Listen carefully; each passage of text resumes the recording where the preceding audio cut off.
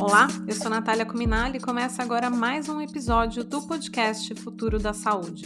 O tema do podcast hoje é hemofilia, uma doença genética e hereditária caracterizada por sangramentos que podem ser difíceis de controlar. Estima-se que a hemofilia afete cerca de 13 mil brasileiros. O Brasil ocupa o 4º lugar no ranking com a maior população que tem a doença. Hoje, vamos nos aprofundar nas causas, diagnóstico e também nos cuidados essenciais para as pessoas com a doença. Vamos tocar ainda num ponto muito importante e que tem sido cada vez mais estudado pelos cientistas, que é a importância da atividade física para pacientes com hemofilia. Em março, uma revisão de vários estudos publicada na revista científica Hemophilia apontou que os avanços no tratamento que ocorreram nas últimas décadas permitiram que as pessoas com hemofilia pudessem se tornar mais ativas fisicamente. Para tirar essas e outras dúvidas sobre o assunto, temos 2 convidados especiais. Eu vou conversar com a doutora Luciana Oliveira, que é médica hematologista do Hospital das Clínicas da Faculdade de Medicina da USP de Ribeirão Preto. Seja muito bem-vinda, doutora Luciana, tudo bem? Olá, Natália, tudo bem? Queria agradecer a oportunidade de conversar com vocês sobre esse tema. Eu tenho bastante satisfação porque a gente teve tanto avanço e tanto benefício para o paciente, vai ser gostoso conversar com vocês. Vai ser muito bom. Também está aqui com a gente o William Aleixo. Ele é para-atleta de natação e tem hemofilia. Tudo bem, William? Seja muito bem-vindo. Olá, tudo bem? Boa tarde. É um prazer estar aqui hoje, podendo estar gravando esse podcast com vocês e falando sobre a hemofilia e o tratamento, a profilaxia e a qualidade de vida. Muito bom, William. Antes de começar, eu preciso avisar que a gente está gravando esse episódio à distância e não no estúdio e cuidamos para que a qualidade seja sempre a melhor possível. Também tem mais um aviso, não se esqueçam de assinar o podcast para não perder o próximo episódio. Esse episódio tem o patrocínio da farmacêutica Bayer. Bom, vamos lá. Para começar, doutora Luciana, eu acho que é importante explicar para quem está ouvindo a gente o que é hemofilia, quais são as principais características. Bom, a hemofilia é uma doença hereditária que o indivíduo nasce com a deficiência de um fator da coagulação. Então, se ele tem a deficiência do fator 8, a gente chama de hemofilia A, e se tem deficiência do fator 9, a gente chama de hemofilia B. O que acontece com esses meninos, que em geral acometem os homens, porque é ligado ao cromossomo X? Esses meninos, eles têm uma predisposição a sangramento, porque falta um fator de coagulação. E os principais sangramentos desses meninos são nas articulações e nos músculos. Causam um grande desconforto e se não tratado, se não prevenido. Entendi, doutora. E como que é feito o diagnóstico da hemofilia? Existe uma idade em que ele é mais comum? Sim. Quando o indivíduo tem uma quantidade muito pequena de fator ou ele é ausente, a gente faz diagnóstico geralmente antes do 1º ano de idade, porque os sangramentos eles já aparecem. Às vezes a pessoa vai se vacinar, então faz aquele hematoma no local, ou quando o menino começa a engatinhar, então a gente começa a ver aquelas manchas roxas, ou o aumento do volume das articulações, que são secundários a sangramentos. E muitas vezes o menino tem uma história familiar de alguém com hemofilia na família. É importante lembrar que 1/3 dos pacientes não tem história familiar, então a gente não é só a questão de história familiar, tem as mutações que acontecem de novo que a gente fala, então a gente precisa pensar no menininho pequeno que tenha sangramento, pensar na hemofilia mesmo sem história familiar. E a hemofilia ela acontece tanto em homens como em mulheres, é isso, doutora? Ela é quase que exclusiva de homens, porque ela é ligada ao cromossomo X e o homem, como tem um X só, se ele tem esse X afetado pela mutação, ele acaba não conseguindo fazer o fator de coagulação adequado. A mulher, como ela tem 2X, às vezes ela tem um X afetado, mas o outro não, então isso compensa e ela não manifesta uma hemofilia. geralmente, para ter uma mulher com hemofilia, você precisa então de ter dos 2 X afetados, quer dizer, vir do pai e da mãe. Então é uma condição muito mais rara, por isso que é quase que exclusiva dos homens. Entendi. Agora eu queria chamar o William para o papo com a gente. William, conta um pouco para a gente da sua história. Primeiro, como foi seu diagnóstico? Você era criança? Quando que você começou a entender a hemofilia na sua vida? Olha, a hemofilia na minha vida ela foi diagnosticada quando eu tinha 3 meses de nascença, então eu era pequenininho ainda, né? Começou a aparecer mancha roxa, né? Nas coxas, nos braços, aí que foi descoberto, foi feito um exame lá em Campinas, se eu não me engano, foi falado, né, que eu tinha nascido com um portador do gene da hemofilia e não tinha ninguém na minha família que tivesse a mesma patologia. Isso, você tinha 3 meses de idade. Hoje você tem quantos anos, William? Eu tenho 35. E agora eu queria ouvir um pouco da doutora Luciana o seguinte: com hemofilia, o que o paciente precisa saber? Quais são as informações que são essenciais assim que é feito o diagnóstico, né? A gente estava ouvindo a história do William, ele teve o diagnóstico ali com 3 meses de idade, né? O que os pais escutam sobre esse bebê? Por exemplo, quais são os cuidados exigidos pela condição ao longo da vida?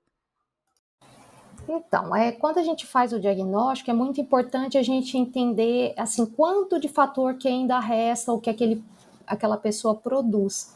Se ela produz muito pouco ou quase nada, que a gente chama de hemofilia grave, ela tem uma condição que realmente predispõe aos sangramentos.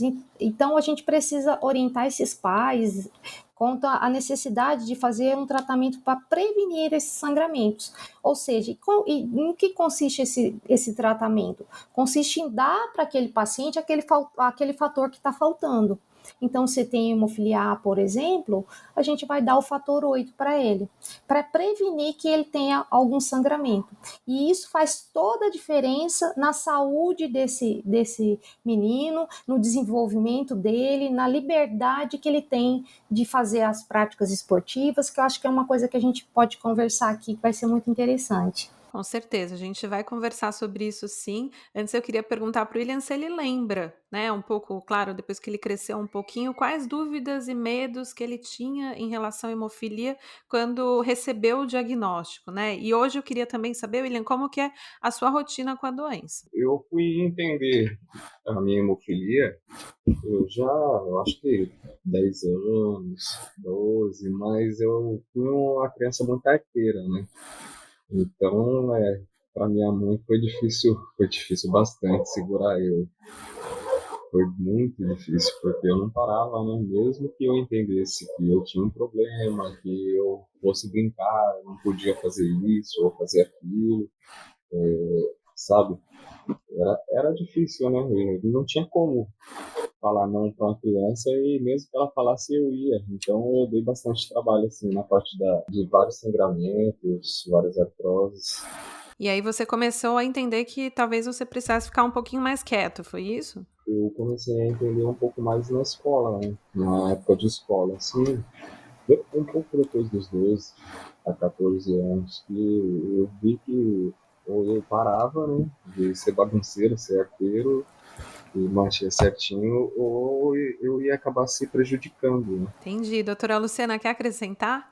Isso, eu queria falar uma coisa que é bastante importante e que é uma diferença da época em que o William está nos contando com a época atual.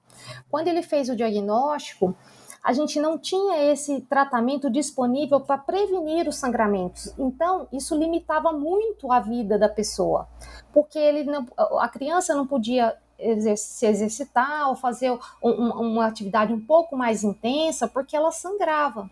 E aí, quando ela sangrava, ela então recebia o fator para parar aquele sangramento. Então, as mães, elas tinham uma árdua tarefa de segurar esses meninos para que eles não sangrassem, para que eles não tivessem esses machucados, e fazer com que a vida deles fosse mais saudável e tivessem menos problemas.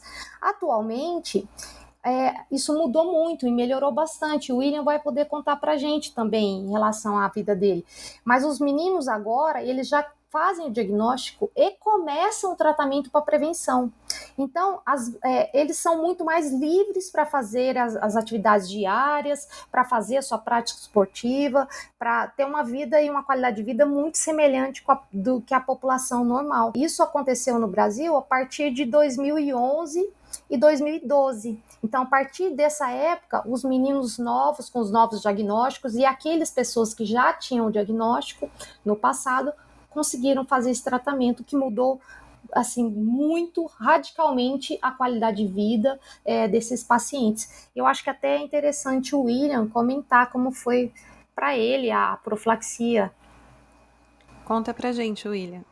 Na minha época de escola foi bastante sofrido, porque, tipo, na hora da educação física, você já imaginou todo mundo querendo jogar bola, jogar um futebol, jogar um basquete, e eu não podia. A minha professora, como ela já sabia, ela falava para mim, você não pode fazer isso. Eu tentava fazer, mas ela já pegava e colocava de lado. Não, você pode jogar ping-pong, pode jogar xadrez, pode fazer desenho. Foi uma época bem difícil, né? Porque, tipo, que fiquei bem privado da minha liberdade, não podia brincar, né? E depois que comecei a ter o tratamento como dose domiciliar, eu já me sentia um pouquinho mais seguro, porque eu podia brincar a mais, né? Mas, na verdade, eu tinha que me segurar, né?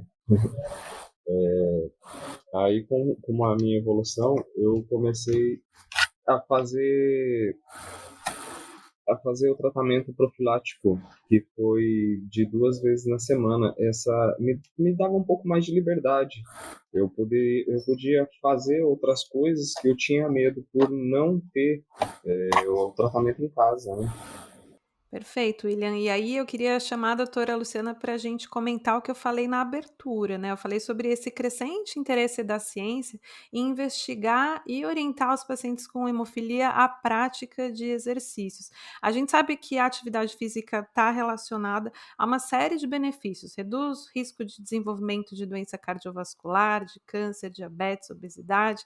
Ela também melhora a saúde mental, a produtividade, entre vários outros benefícios. Acho que a lista é enorme, né, doutora? Então, no contexto da hemofilia, eu queria te ouvir sobre qual que é a importância da atividade física para o paciente, né? O que mostram os estudos para essas pessoas? A gente estava aqui ouvindo o William falando de como que era a vida dele antes, né, de começar a poder fazer exercício físico, e daqui a pouco ele vai contar para a gente um pouco da rotina dele de atleta. Então, quando a gente fala em exercício físico, ele é bom para todas as pessoas, tendo ou não hemofilia, né? E, no entanto, por muito tempo, a gente não conseguia orientar o exercício físico para os pacientes, porque eles sangravam, né? E até a década de 90 existia, será que o esporte é um antagonista ou um protagonista na hemofilia?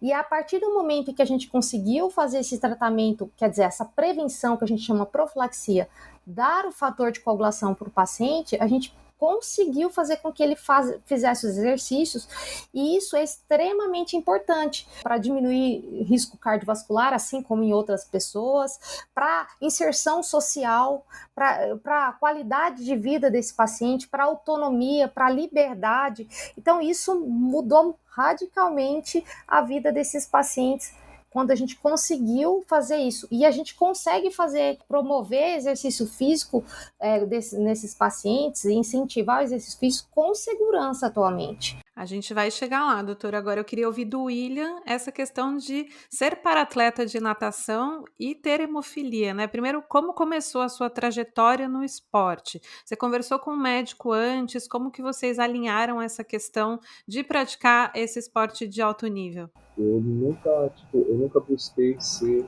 um atleta. Tudo começou que eu sempre tive, como eu sou um hemofílico da época de 85, eu já tenho 35 anos, eu já tenho artroses, né, que foi gerado pela falta de tratamento, né, que a gente não tinha antigamente. Então, eu reclamava muito pro médico que eu tinha muita dor no joelho, bastante dor no joelho, e o meu movimento do joelho, eu acho que não dá uns 5%. Então é bem pouco. o meu movimento.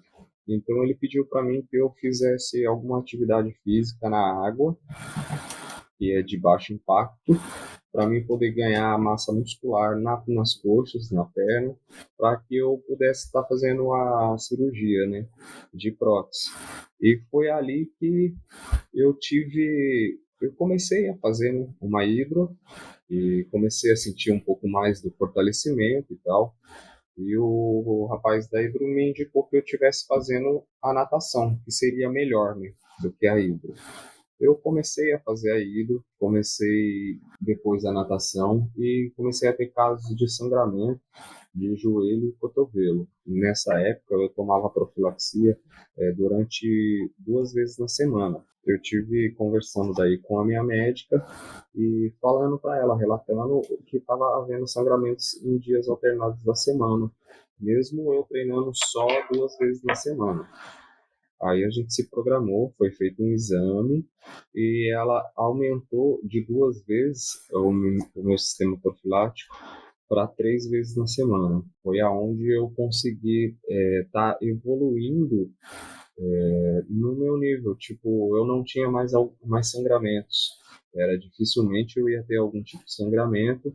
E foi onde eu consegui evoluir e me descobrir na natação.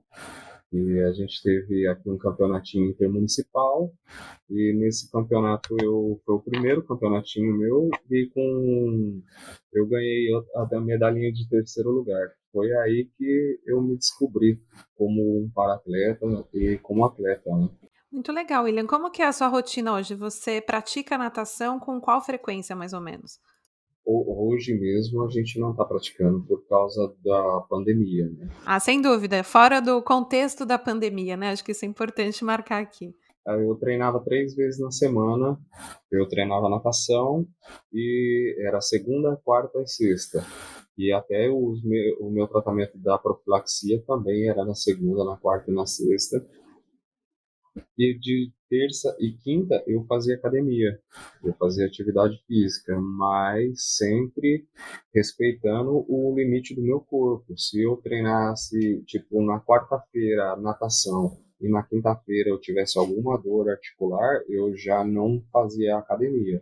Entendi. Agora eu queria entender da doutora Luciana quais são esses cuidados que são necessários quando se fala da prática de esporte, né? O que, primeiro, não pode ser feito de jeito nenhum? Por exemplo, se aventurar num exercício antes de falar com o médico é perigoso? É bem importante você comentar isso, Natália. O exercício físico é totalmente possível desde que a gente consiga algumas recomendações. A primeira delas é a orientação do seu médico e do seu fisioterapeuta. Então a gente precisa primeiro saber qual é o tipo de hemofilia, qual é a gravidade dela e qual é a frequência com que a pessoa quer fazer aquele exercício físico, para eu coordenar a quantidade de fator que a pessoa vai precisar e a frequência que ela vai precisar. É importante que o fisioterapeuta avalie as articulações, e a gente usa muito um termo que é saúde músculo-esquelética, ver como estão as articulações e os músculos, para ver que tipo de exercício é mais adequado àquela pessoa começar a fazer e em que frequência. E isso vai evoluindo à medida que o paciente vai conseguindo avançar, vai ser condicionamento físico e avançar nos exercícios, e adesão ao tratamento que a gente propõe, porque é importante que a pessoa realmente siga aquela recomendação. E atualmente a gente tem ferramentas muito interessantes que permitem que a gente faça isso com segurança. Por exemplo, não sei se as pessoas que estão nos ouvindo sabem como funciona o fator, mas quando a gente infunde o fator, ele vai ter um nível na circulação e depois logo em seguida ele vai caindo. Então, doutora, deixa eu até já te interromper aqui nessa explicação. Acho ótimo abrir esse parênteses, né? Para quem não sabe o que é o fator. Então, o que é o fator? É uma injeção que você aplica, é isso? Isso mesmo. Então, quando a gente fala que a gente está fazendo profilaxia, e o William comentou com a gente que fazia 2 vezes, aí tinha alguns sangramentos de escape, e aí precisou fazer 3 vezes, o que significa isso? Quando a gente faz o fator de coagulação, a gente dá uma injeção em geral, então o fator que a gente tem disponível no Brasil para fazer esse tratamento é em forma endovenosa. Então você dá uma injeção, isso sobe a quantidade de fator. Então naquele momento ele tem uma quantidade de fator bastante grande, naquele momento próximo da infusão. Então é o melhor momento para ele fazer uma atividade física que exija mais coagulação, seja mais vigorosa. Então, pegando o exemplo do William, ele fazia a natação, os treinos dele no dia que ele fazia a infusão do fator. A partir do momento que o tempo vai passando, esse fator vai caindo e aí chega naquele outro momento que a gente vai fazer uma nova infusão. Né? Então, a gente consegue atualmente fornecer o fator para o paciente fazer dessa maneira. A gente consegue saber quanto o fator dura na circulação de cada indivíduo. Então, a gente faz isso muito individualizado. Eu consigo saber, por exemplo, que naquele indivíduo o fator vai durar 8 horas até cair pela metade a quantidade de fator, ou vai durar 12 horas, a meia-vida que a gente chama. Então, a gente consegue fazer isso e a gente consegue saber como que está a saúde musculoesquelética dele. Ou seja, será que ele tem um problema no joelho e o exercício para ele, uma corrida vai ser interessante para ele ou não?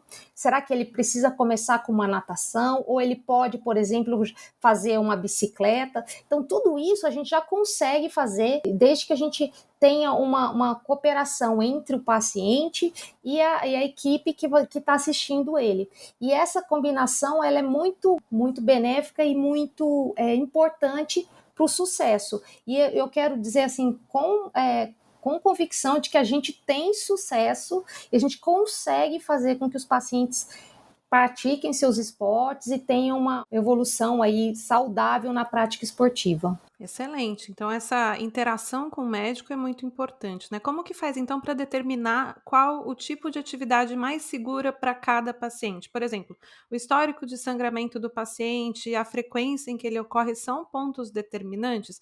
Dá para personalizar o tratamento de acordo com o perfil mais ativo ou menos ativo de cada paciente? Sim, antes de responder essa pergunta, eu queria falar que não é só o médico que é importante. E a gente precisa entender que são várias pessoas que estão ajudando nesse tratamento, e o fisioterapeuta, a enfermeira, a psicóloga, a equipe multidisciplinar é muito importante. Então, esse cuidado dessa pessoa com hemofilia não é feito só pelo médico, a gente tem que lembrar desses outros profissionais muito importantes. Com relação a isso, do estilo de vida, ela é fundamental a gente entender o que o paciente faz, como é a vida dele, o que ele quer fazer para eu determinar essa quantidade essa frequência, essa quantidade de fator.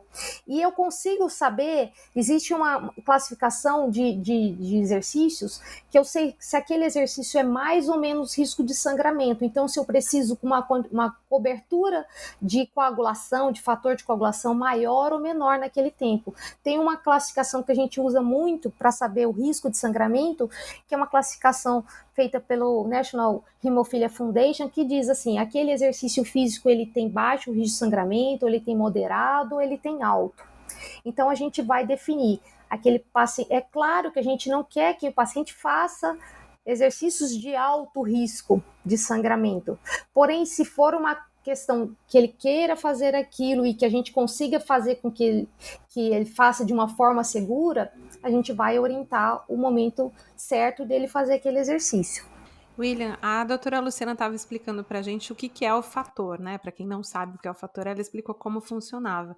E aí eu queria ouvir de você como que você se adaptou a esses desafios, né? De ter uma terapia que exige essa infusão intravenosa. Olha, a gente é meio que obrigado, né, a aprender, porque, tipo assim, eu moro mais ou menos a uns 140 quilômetros da unidade de hemofilia. Então, eu não tenho quem aplique. Quando criança, tinha minha mãe que aplicava o CRIU, né? A gente trazia para casa e fazia a aplicação. Então, ela, para acertar a veia, demorava muito. Às vezes, furava uma, duas, três vezes. E eu tive a oportunidade de aprender. Hoje já tem, como a doutora falou, já tem na equipe multidisciplinar, já tem desde pequeno quem já ensina, já a criança já ir pegando. Eu acho que começa com 5, 6 anos, eu não sei certinho. Mas eu comecei a pegar minha veia com uns 17 anos, mais ou menos, que eu comecei a fazer a aplicação, né? E agora a parte da aplicação e o seu corpo, né? Como que você prepara o seu corpo? Você contou que além da natação você também fazia academia. Qual que é a importância para você de fortalecer o corpo, de ter esse condicionamento para a prática de natação? É bem importante relembrar, né, que o hemofílico, ele pode fazer qualquer tipo de esporte, mas sem impacto, né? Então, comecei a fazer a natação e com a minha vontade de poder ir um pouco mais além, de querer ir um pouco mais além, foi indicado que eu estivesse fazendo a academia, né? Porque tem que ter um ganho muscular, porque tem que gerar muita força na hora do nado, para não gerar muito impacto articular, tem que ser gerada a força. Então, se eu não estiver preparado bem muscularmente, eu não vou conseguir desenvolver, né? Por isso que eu comecei a fazer academia também. E William, eu vi no seu Instagram que você acaba inspirando outras pessoas. Como que é isso? Que tipo de mensagem que você já recebeu? Tem outras pessoas com hemofilia que te acompanham? Eu tenho bastante gente. Eu já recebi uma mensagem que me trouxe bastante alegria, assim, e gratidão, porque a mãe veio e falou para mim assim: olha, eu acho que eu tenho até hoje essa mensagem guardada. Ela falou para mim assim: olha, agora eu não consigo mais segurar meu menino. Antes eu queria segurar ele de tudo quanto é jeito, mas agora ele quer nadar. Ele olhou você e quer nadar do mesmo jeito que você. Ele quer ser você. Sabe, isso aí para mim foi muito gratificante ouvir dela e saber, né, também que hoje ele tem tratamento e ele faz, né, o esporte também, ele faz natação, mas para melhora e a qualidade de vida, né, não para competir, né. Que lindo isso, William.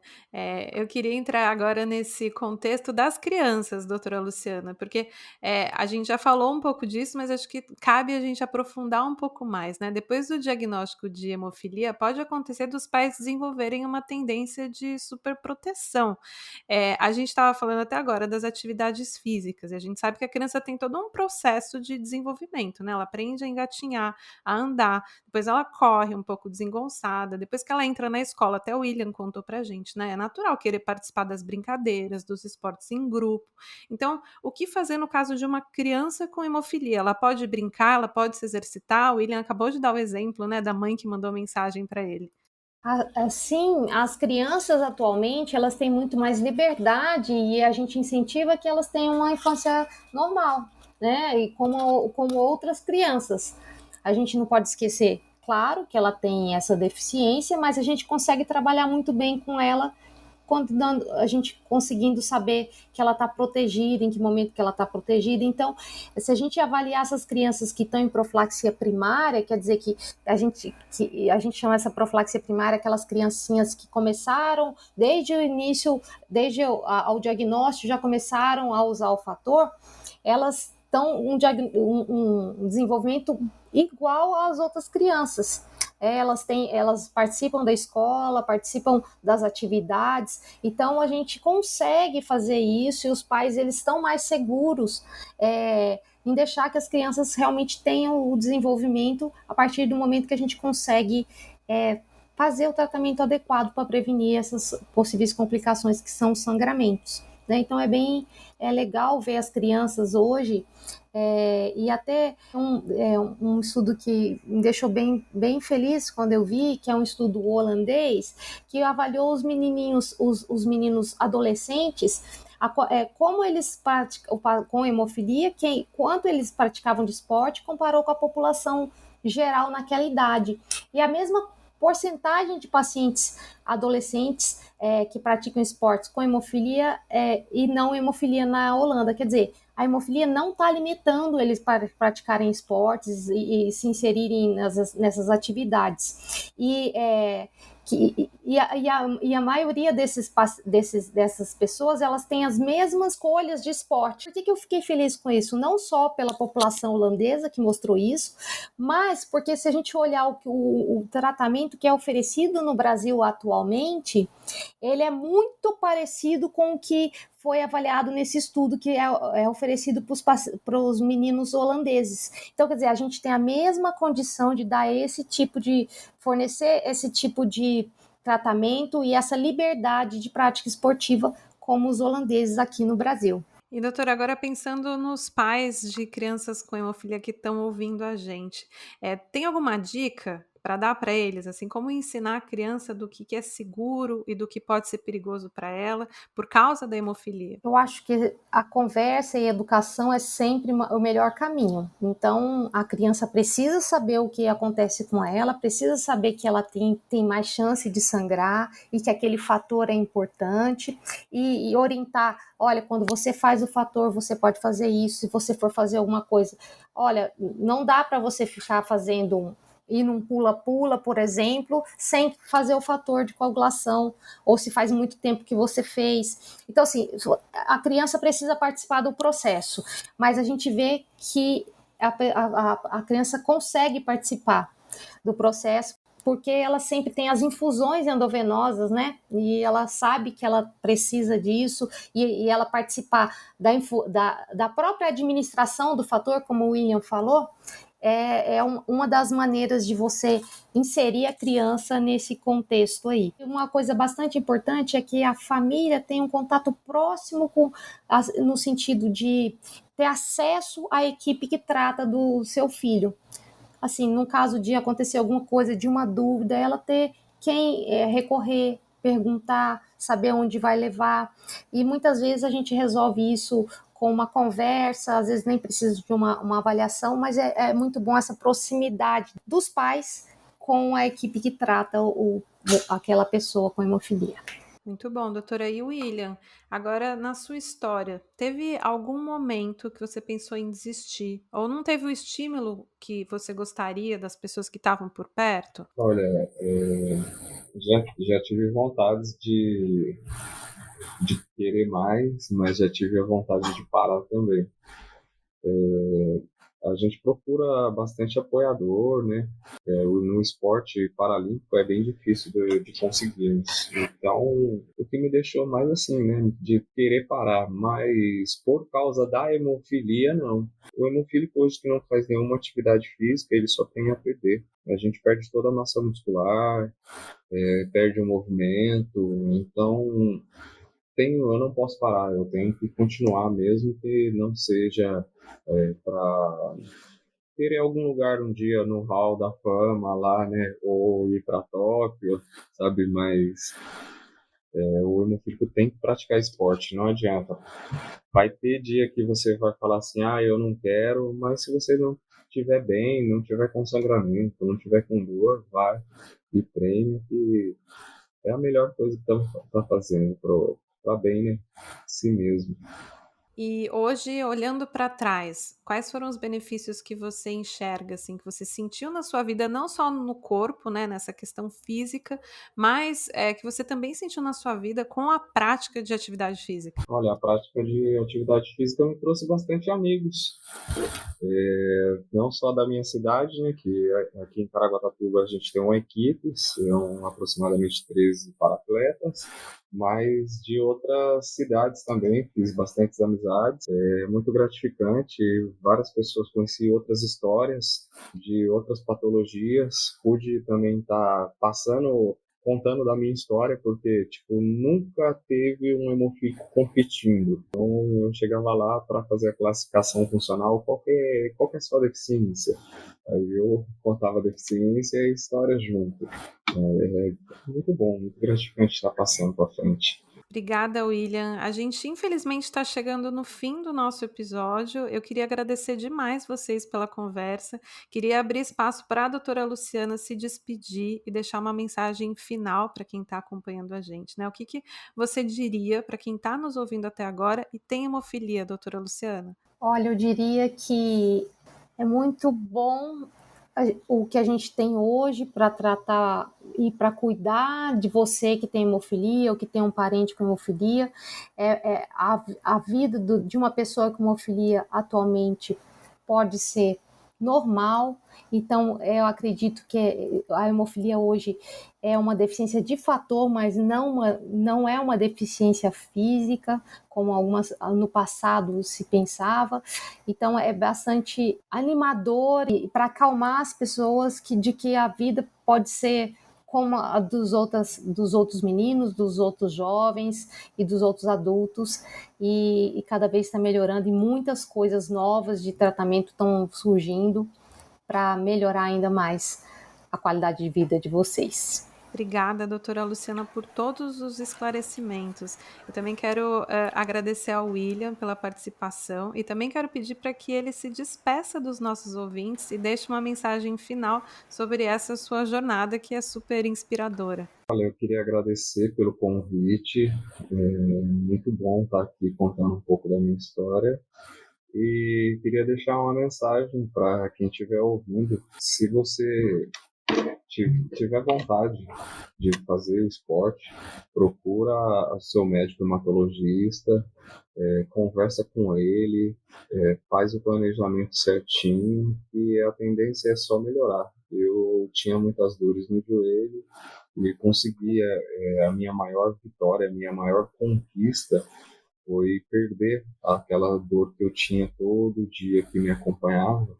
Então, se você estiver passando pela mesma coisa que eu passei, a receita é conversar com o seu médico e poder fazer um esporte e melhorar a qualidade de vida. William, muito obrigada. Doutora Luciana, muito obrigada também. É com essa mensagem super positiva que o podcast Futuro da Saúde chega ao fim.